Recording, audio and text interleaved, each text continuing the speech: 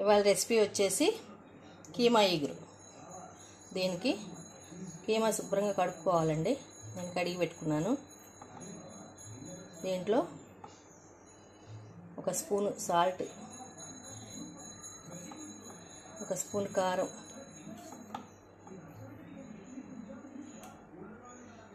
కొంచెం పసుపు, కొంచెం మసాలా పొడి. ఇది మొత్తం శుభ్రంగా కలుపుకోవాలండి. కలిపేసుకొని మంచిగా దీన్ని బాయిల్ చేసుకోవాలండి.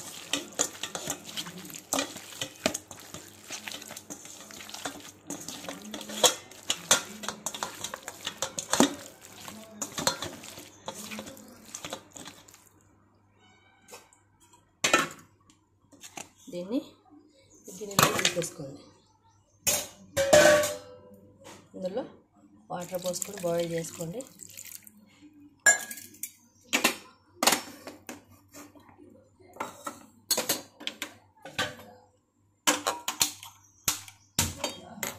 ఇది బాయిల్డ్ అవుతుంటుంది.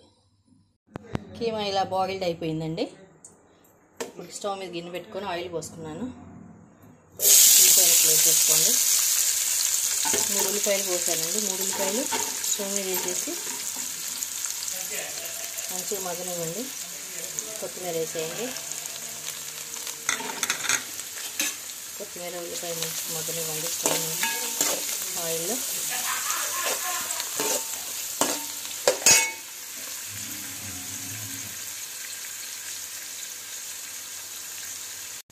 ఉల్లిపాయ మంచిగా మగ్గుతుందండి. ఇందులో 1 స్పూను పసుపు,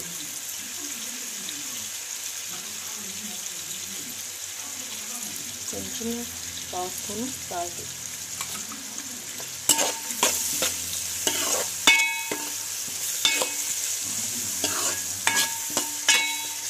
ఇది మంచిగా ఫ్రై అవ్వనివ్వండి.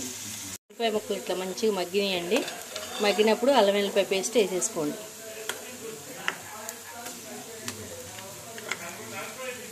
అల్లం వెల్లిపాయ పేస్ట్ వేసుకొని మంచిగా మిక్స్ చేసుకోండి. ఇందులో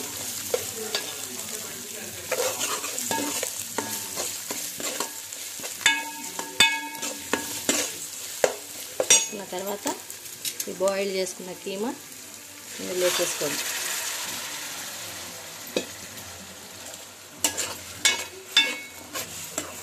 మంచిగా మొత్తం మిక్స్ చేసుకోండి.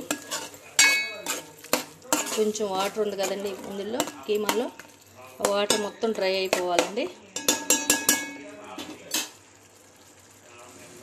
ఇప్పుడు చూడండి, ఇట్లా వాటర్ కొంచెం దగ్గర ఎగిరిన తర్వాత కారం వేసుకోండి. కారం తినేవాళ్ళని బట్టండి. కొంచెం కారం ఎక్కువ తినేవాళ్ళు అయితే ఎక్కువ వేసుకోండి. కొంచెం కారం తక్కువ తినేవాళ్ళు తక్కువ వేసుకోండి. నేనైతే పెద్ద స్పూన్తో 1/2 స్పూన్ వేసాను.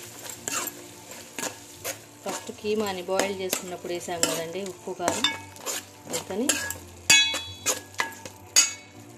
ఒక 1/2 స్పూను సాల్ట్,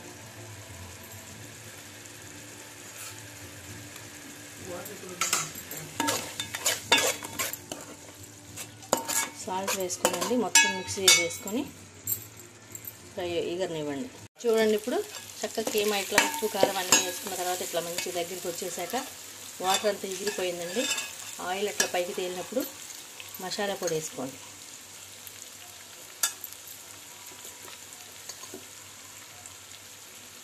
ఒక పెద్ద స్పూన్ మసాలా పొడి వేసుకోండి. మంచిగా ఒకసారి మళ్ళీ మిక్స్ చేసుకోండి మొత్తం.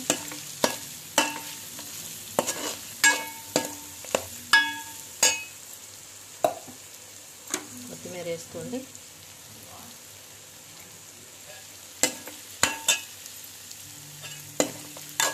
ఒక 5 మినిట్స్ అట్లా మసాలా పొడి వేసిన తర్వాత ఒక 5 మినిట్స్ అట్లా ఉంచండి. మంచిగా మగ్గనివ్వండి. కొత్తిమీర మొత్తం వేసేసుకోండి. నేను కోసి పెట్టుకున్నా మొత్తం కొత్తిమీర వేసేసుకున్నానండి. పెద్ద స్పూన్ వేసుకోండి మసాలా పొడి. అంటే కీమాని బట్టండి. మంచిగా ఇట్లా అయిపోయిన తర్వాత మంచిగా ఇట్లా ఎగిరిపోయింది చూడండి. కీమా ఎగురు రెడీ.